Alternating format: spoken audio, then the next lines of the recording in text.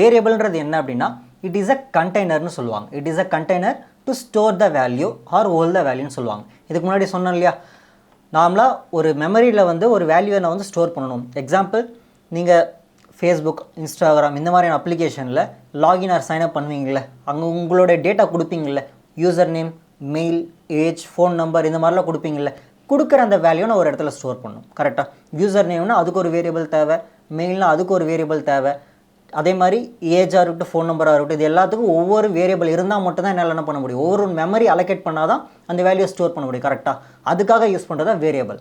சிம்பிளாக என்னது, it is a container. ஓகேவா, கண்டெய்னர்னு சொல்லலாம், இல்லை மெமரி லொக்கேஷன் சொல்லலாம், நேம்டு மெமரி லொக்கேஷன் சொல்லலாம். ஒரு வேல்யூவை ஸ்டோர் பண்ணுறதுக்காக இங்கே பார்த்தீங்க அப்படின்னா கண்டெய்னர் இருக்க போது அந்த கண்டெய்னருக்கு நம்முன்ற ஒரு நேம் கொடுத்துருக்கேன். ஸோ நம்முன்ற ஒரு நேம் கொடுத்துட்டு அதில் என்ன பண்ணுறேன், ஒரு நியூமரிக் வேல்யூ ஸ்டோர் பண்ணுறேன். நியூமரிக் வேல்யூனா ஒரு நம்பர்னு சொல்லுவாங்க. இது எப்படி நான் வந்து ப்ரோக்ராமிங் லாங்குவேஜ் ஜாவாஸ்கிரிப்ட்ல எப்படி பண்ணுறது, ஒரு வேரியபிள் டிக்ளேர் பண்ணுறதுக்கு எனக்கு 3 விதமான கீவேர்ட் தேவை. லெட், கான்ஸ்ட், வேர். ஸோ இந்த 3 வேரியபிள் வச்சு தான் என்ன பண்ணுவாங்க, ஒரு வேரியபிள் டிக்ளேர் பண்ணுவாங்க.